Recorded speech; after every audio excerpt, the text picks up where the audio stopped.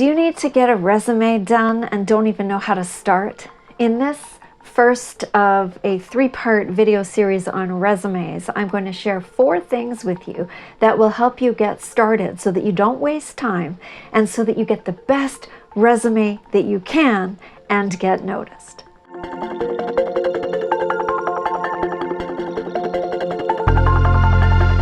Hi, I'm Jen Swanson and I want to help you get the job, love your work, and advance your career. Hit like and subscribe so you don't miss any future videos, and let's jump right into helping you get started on your resume. The first thing that you need to do is to gather all of your documents. Old resumes are really helpful because they'll have lists of dates and things that you might have forgotten. And so it's great to find all the old resumes that you've ever had, find any certificates, find any degree papers, anything with the right title and name on it that you could use, find reference letters that you've gotten from people, and just get all of that into a folder together so that you have something to start with, because it's the dates and the job description title, the proper titles, and all of these things that are going to count. The second thing to do is to choose a resume template. Now you can do this on Microsoft Word. They have templates, Pages if you're working with an Apple product. You can also go to something like Canva and find a free, pretty decent template that you can use. And I would suggest a template, but I would suggest it with a couple of cautions.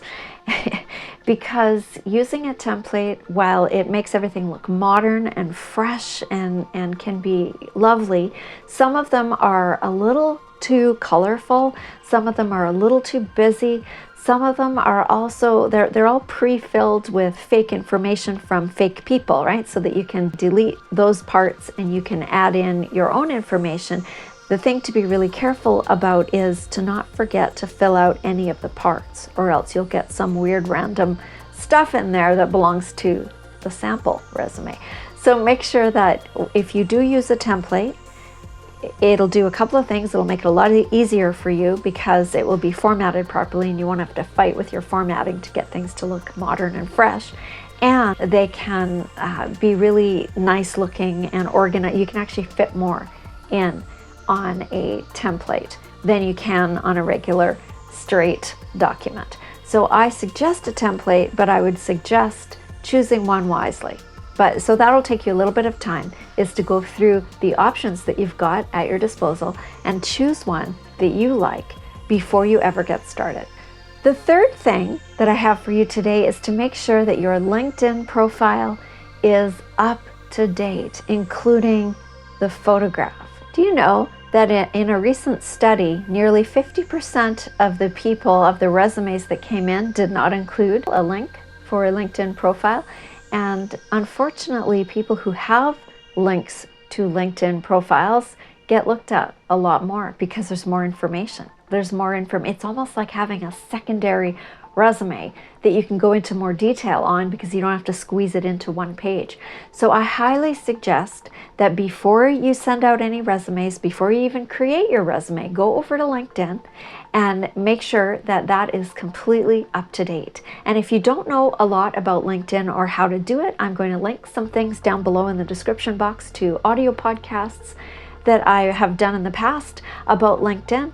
And I'm going to make sure that you have that information. So check that out. Having a LinkedIn profile is going to significantly increase your chances of getting the interview. What people need now is a personal brand. And so even if you don't have a website, even if you don't have other social media platforms, LinkedIn is the one that you need in order to apply for a job and get a job. So if you've never made one before, make sure you get a really good headshot, a really good picture, and make sure that you've got your information in there. And it can be almost like putting together a resume, only you can, as I said before, fit a lot more stuff into it.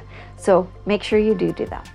Before I get to tip number 4, I'm going to let you know that I'm going to link to my Resume Secrets course down below in the description box.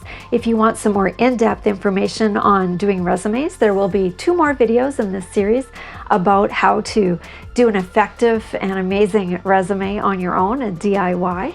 I'm going to link to episode 268 of the Careers by Jenn podcast on 6 ways that you are wasting space on your resume so that you don't do that. So make sure you pay attention to that. And if you're getting value out of this, please hit the like button and subscribe. And I'm going to get to number 4 right now. Number 4 is to start thinking about your achievements. And we're going to talk more about achievements versus tasks in the next video, but I want you to think about what you accomplished, what you achieved in the last positions that you want to highlight on this brand new resume. And really take a deep dive into that. Think about what you got accomplished rather than this is my task, this is what I did, this is what I had to do. But what did you get done, and quantify it? Because hiring people, recruiters, people are looking at what you got done for the other companies that you work for so that they can decide what you might be able to get done for the new company that you're applying for. So we're all about achievements instead of tasks nowadays. So start to think about the achievements that you will accomplish, and then go listen to that podcast about wasting space on your resume, and I will see you in the next video.